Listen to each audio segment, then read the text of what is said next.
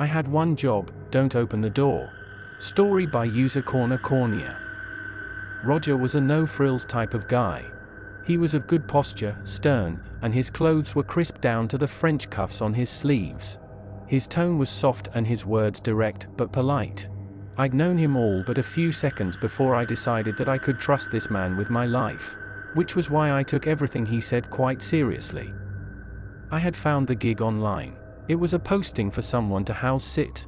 I surmised that Roger was likely some kind of property manager and was short-staffed, which was why he had to use a third-party app to fulfill his needs, even if he weren't used to seeking help, because although he seemed relaxed, a part of me felt as if he was reluctant to let go of the reins easily, which made me think that he was either incredibly passionate about his job or really responsible, both of which I found to be extremely positive qualities. That concludes the house tour. Now, he clapped his hands together. The fridge, the kitchen, the pantry, the living room, bathrooms, even any of the bedrooms is yours to use. Consume, sleep, relax. It's up to you, but there's one rule that I insist be followed. Yeah, sure, I nodded. Until I get back, do not open the door. What? I regretted the words the instant they left my lips. No, yeah. Okay. Yeah. He didn't say another word, only stared at me. No, I get it. I promise I won't open the door until you get back. I like you, kid, and the algorithm thinks you're fit for the job. Which, I tend to trust these things. So let's be clear here. Do not open the door. It doesn't matter what happens. Don't let anyone inside. Yeah, of course. No, I get it. Some people like to limit their personal spaces. I once went to a friend's house. It was a model home at first, the kind that all the prospective buyers tour right, and my friend's parents never got over the walls. They always complained that all the people that walked in and out of them, touched them, seeped their dead skin cells into the walls or something. They even painted over it quite a few times if I remember correctly, but still, they said it wasn't the same. That it wasn't right. So yeah, I completely understand. Personal space and everything. I respect that. Roger let out a content-filled sigh, and then smiled easily. You're going to do great. He looked at his watch. I had never seen a nicer one, to be honest. Okay. I've got another engagement. So lock the door behind me. And I'll be back. Then without another word he left. Don't open the doors, I repeated after him. Got it. The house was a good size. I've house sat at others before, mainly to feed their dog or some exotic fish. And although there wasn't much furniture in this one, it felt classy. Timeless almost. I walked around to check that all the windows were secured. The sliding door leading to the backyard was closed. The door from the kitchen which led into the garage was locked. Before I sat down in the front room and turned on the TV. I was in the middle of watching a rerun of Campfire Tales when I heard my first knock. I turned off the TV and waited, hoping whoever it was would go away. Hello? They knocked again. Do you have a moment for Jesus Christ? Shit, I muttered, getting off the couch. I walked over to the door and leaned in. Yes? I cleared my throat. Hello? Hi, we're with the local church, and we were wondering if you have accepted Jesus into your life. No, I'm sorry. I'm not religious, I lied. If you'd like, we can give you some pamphlets for some light reading. He pulled on the handle. They helped me a lot some time back.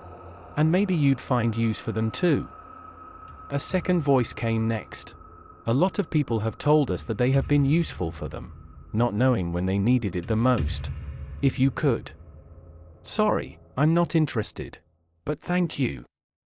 There was a pause. Sure. We get it. But do you mind if we leave you these pamphlets on the door for another member of the household perhaps? You can grab them whenever you'd like. Yeah, that's fine. Thanks. I could hear the paper scraping against the door, and saw the handle jiggle slightly before the first voice spoke again. Thanks for your time today. I waited for the sound of their footsteps to disappear before I decided to breathe. I then looked through the peephole to make sure they were gone. My hand instinctively reached for the handle to grab the pamphlets as I didn't want the house to look untidy from the outside. I had no sooner touched the knob before I remembered what Roger said. "But no one's here," I said aloud. Still, I'd technically be breaking the rule. I couldn't help but smile. "When did you get to be such a stickler for rules?" I said to myself, feeling rather proud as I returned to the couch and clicked through a few movie titles on stream before settling on an old classic. I don't know how far I got into the movie before I heard another knock on the door. What are the chances, I thought. What a busy house. I turned off the TV and waited, hoping they would go away. "Hello?" A voice came from outside. "Pizza delivery." My stomach growled. I looked up at the clock. It was past noon. The only problem was I didn't order any pizza. "Hello? Pizza delivery." They knocked again.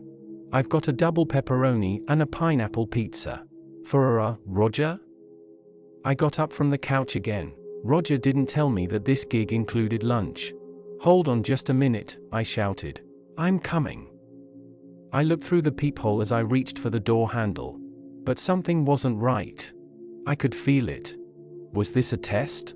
Had Roger called the local pizzeria to make sure that I wasn't breaking his one simple rule? If I did, would that mean I wouldn't get paid? I looked through the peephole again.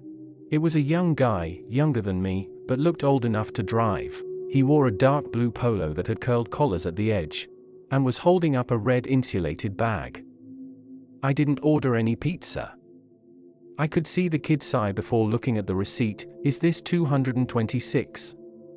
"Yeah." "Well, I've got a pizza here for you." "For Roger?" "Yeah, for Roger." "Well, I'm not Roger." "But this is 226. "It is." "Look, the pizza's already been paid for.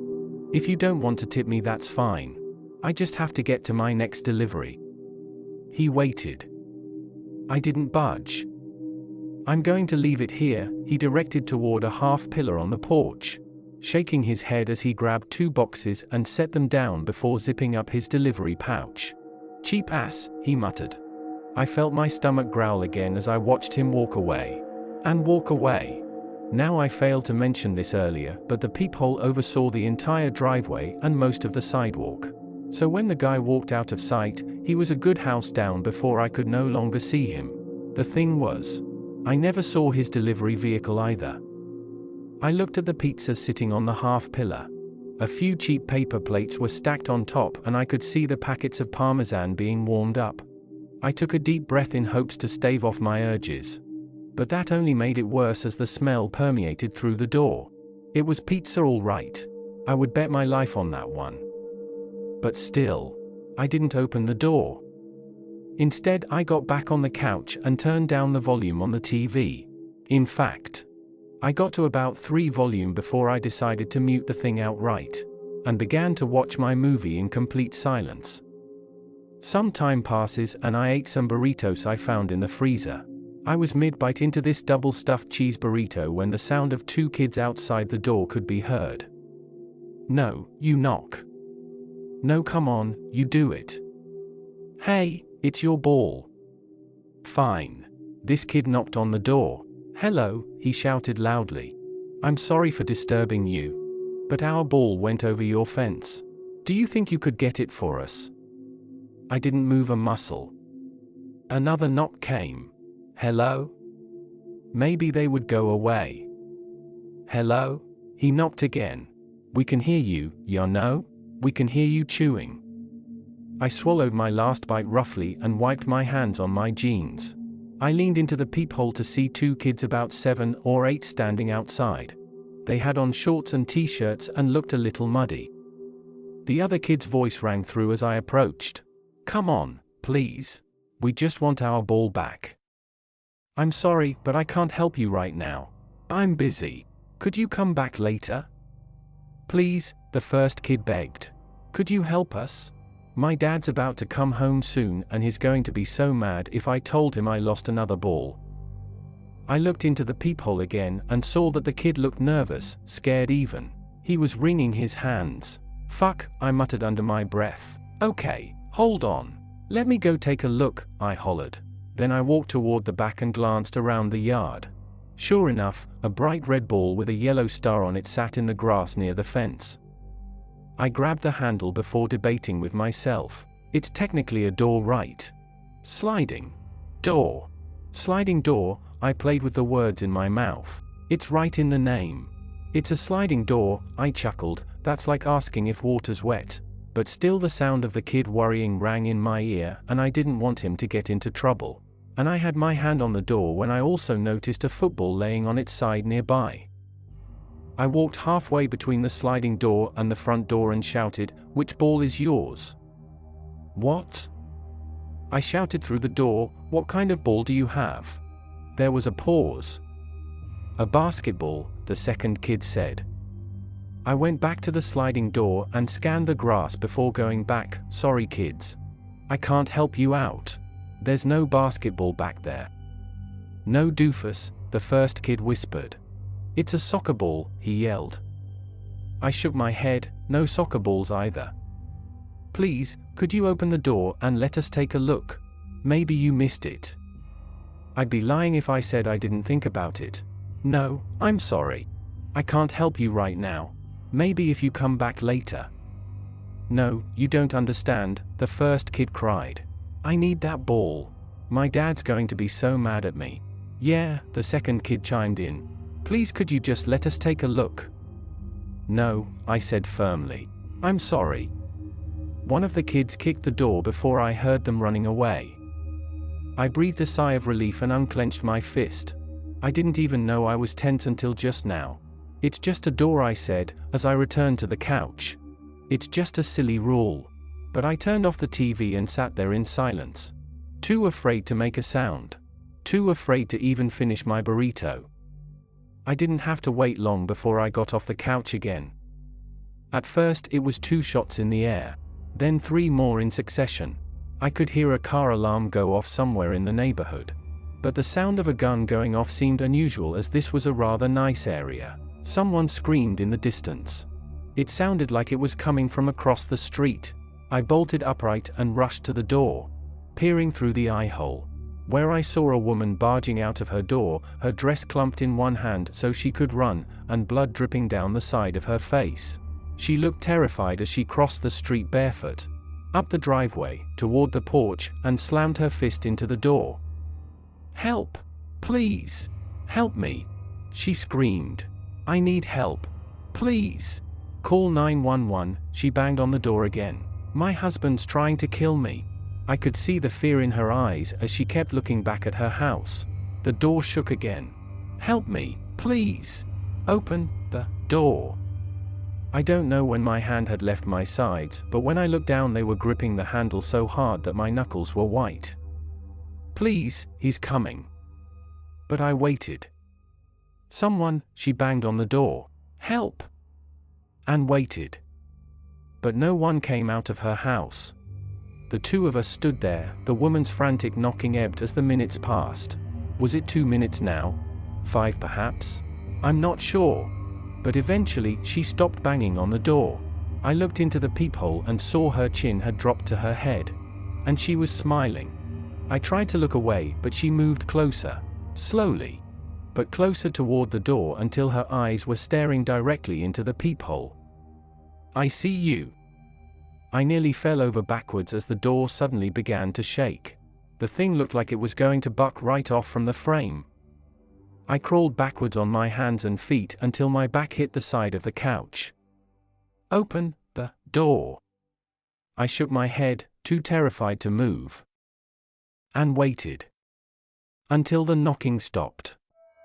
The sun was still out when the woman first came. It was now barely visible through the windows. Dusk had settled on the house and all of the lights were out.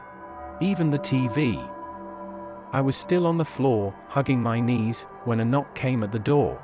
It was softer and quiet. Dignified even. "Hello?" It was Roger's voice. "Hey, I'm back." I was so glad to hear him that I immediately rushed to the door. He knocked again just before I could reach the handle. "Could you open the door?" The words froze me in my steps. "Roger?" Hey, yeah, it's me. Let me in. Roger? I looked through the peephole. And sure enough, it looked like Roger. Hey, come on. Could you let me in? It's cold outside. Don't you have the key? He reached into his pockets and then shook his head. Nope. I must have left them at the office. Then he looked at me and flashed an award-winning smile. Hey, you didn't take what I said that seriously, did you? Before turning around and noticed the pizza boxes tilted on the half pillar. Wow. I guess you did. He smirked.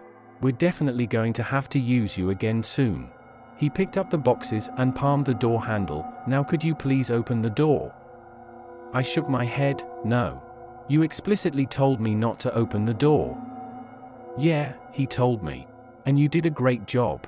Might have took it too literally, but I appreciate that sort of thing. But come on. Hey. It's me. Open the door. Why don't you have the key? He shrugged. I don't know. It was busy today and I must have forgotten them. He reached around his pants before pulling out a set from his breast pocket. Oh look. I thought I had them. But these are the wrong ones. He waited. Now come on. Open the door. I shook my head and backed away. Open the door. The frame shook.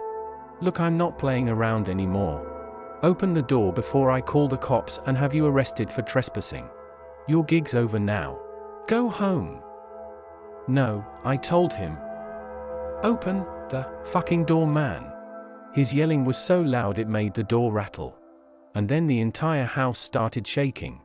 I squatted on the floor and covered my ears, my teeth shivering in my mouth as I prayed that he would go away. I was so scared that I was even too afraid to cry. But eventually the shaking stopped, and the house was quiet again. I sat there for nearly an hour before I forced myself to sit back on the couch, where I once again heard the door handle jiggle, and the sound of metal in the lock before it turned and clicked open. Roger walked through the door, looking as calm and pristine as ever. He had on an award-winning smile as he looked at me. Hey, you made it. He beamed, pulling out a stack of money from his pocket. I knew you would. And handed me $800. We're going to have to use you again next time. That is the first part of this story. If you want to keep posted for the second part, hit like for this video, subscribe to this channel, and don't forget to click the notification bell to get updates from us. Thank you and see you in the following video.